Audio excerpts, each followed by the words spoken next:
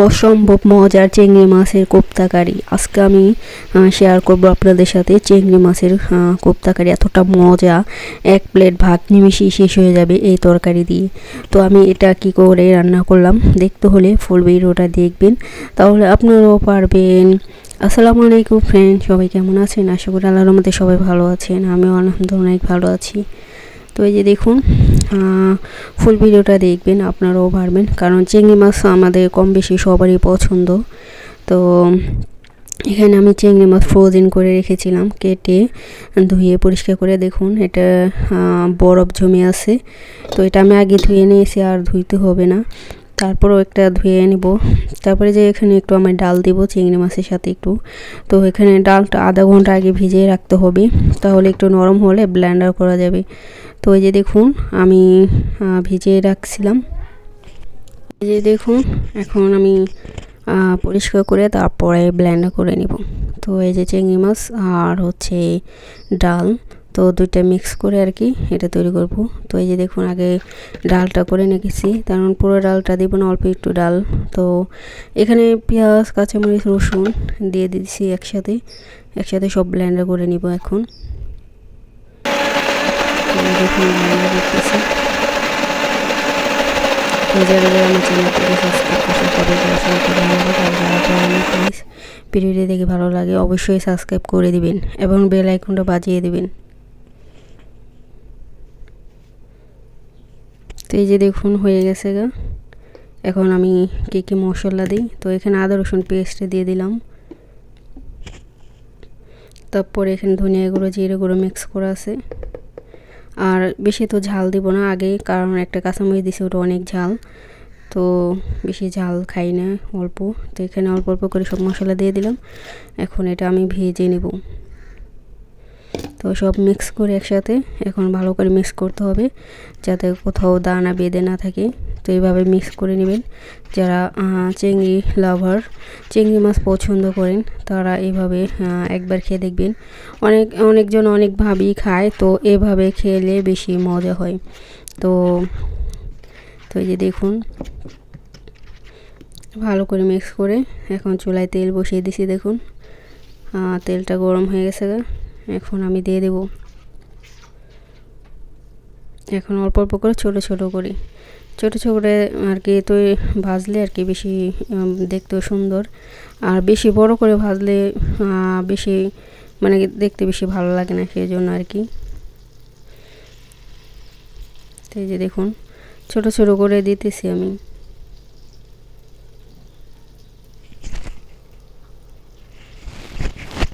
তো এইভাবে ছোট ছোট করে ভেজে নেব আমি।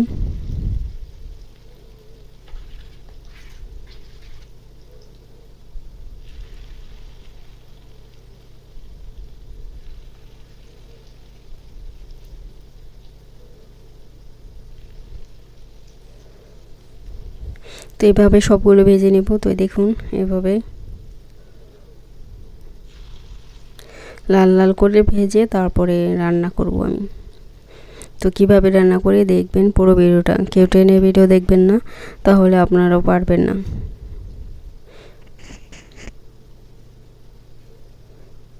তো এখন উল্টিয়ে দেব, এক পিঠ হয়ে গেছে গা। তো দেখুন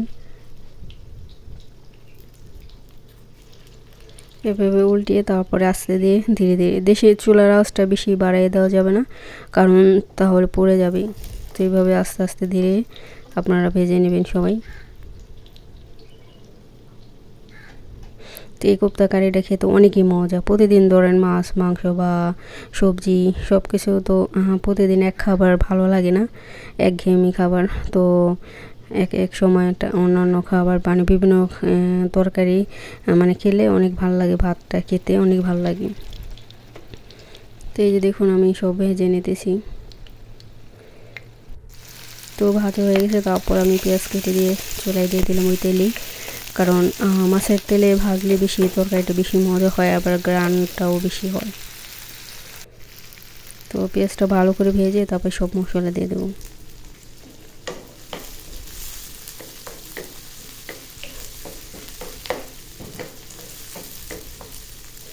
তো এই যে দেখুন পেঁয়াজটা ভাজতেছি আমি।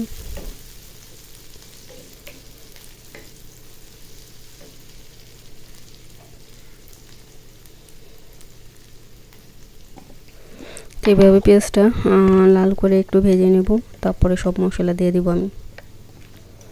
অনেকই সহজ, এটা রান্না করতে বেশি কঠিন না, তবে সব কিছু আর কি রেডি করলে তাড়াতাড়ি হয়ে যায়। তো এই যে দেখুন সব মশলা দিয়ে দিতেছি এখন, যা যা লাগে আদা রসুন ধনিয়া গুঁড়ো জিরে গুঁড়ো সব মশলাই, হলুদের গুঁড়ো সব মিক্স করে রাখছি একটা পিয়ালায়, তো দিয়ে দিলাম সব একসাথেই। তারপর একটু পানি দিয়ে মশলা কষিয়ে নেব।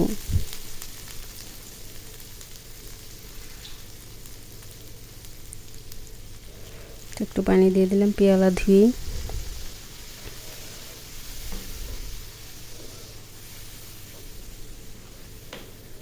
তো এই যে দেখুন এখন মশলাটা ভালো করে কষিয়ে তারপরে আমি, খুবই সহজ এই রান্নাটা আর খেতে অসাধারণ মজা। মানে আপনি এই তরকারি থাকলে আপনার অন্য কোনো তরকারি নিতেই চাইবেন না, এটা দিয়ে শুধু ভাত খেতে চাইবেন। আর যারা অনেকে আছে চিংড়ি মাছে অ্যালার্জি থাকে বা তারা পছন্দ করে না, তারা খাবেন না, সমস্যা নেই। আর যারা পছন্দ করেন তাদের জন্য এই ভিডিওটা।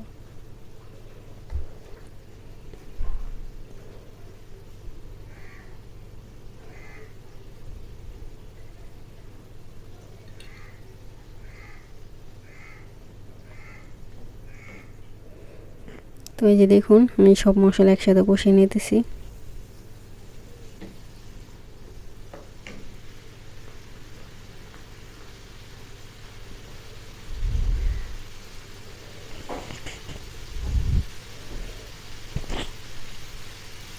তো যারা যারা আমার চ্যানেলে ভিডিও দেখে সুন্দর সুন্দর কমেন্ট করেন, অনেক নতুন পুরানো বন্ধুদের সবাইকে অসংখ্য ধন্যবাদ। সবাই ভিডিওটা দেখে সুন্দর একটা কমেন্ট করে দিবেন।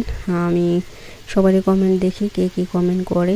তো যারা নতুন বন্ধু আছেন তারা কমেন্টে কমেন্ট করবেন আর বলে যাবেন, হয়তো ভুলে যাই এক সময়, আপনারা মনে করে দিন।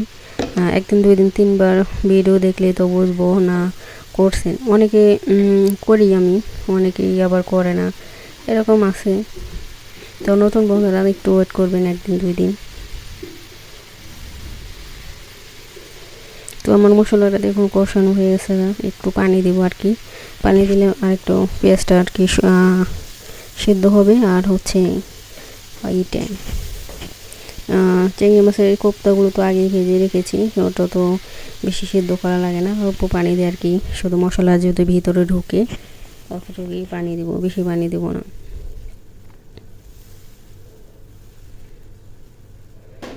এই যে দেখুন আমি দিয়ে দিলাম অল্প একটু পানি, তারপরে একটু আসলে বলক চলে আসলে আমি দিয়ে দিব কোপ্তাগুলো। তো এই যে দেখুন কোপ্তাগুলো এখন দিয়ে দিতেছি।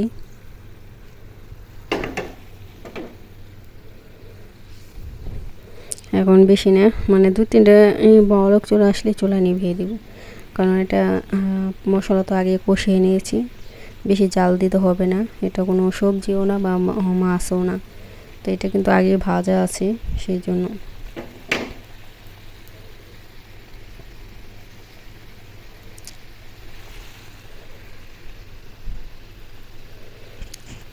তো এই যে দেখুন হয়ে গেছে গা, এখন চুলা নিভিয়ে দেবো ধনেপাতা দিয়ে।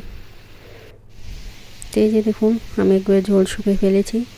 দেখুন এটা খেতে একটা কোপ্তা দিয়ে দুইটা কোপ্তা নেবেন আর একটু ঝোল হালকা ভাত দিয়ে মেখে খেতে এত এত মজা, যারা খান না একবারও খেয়ে দেখবেন কতটা মজা।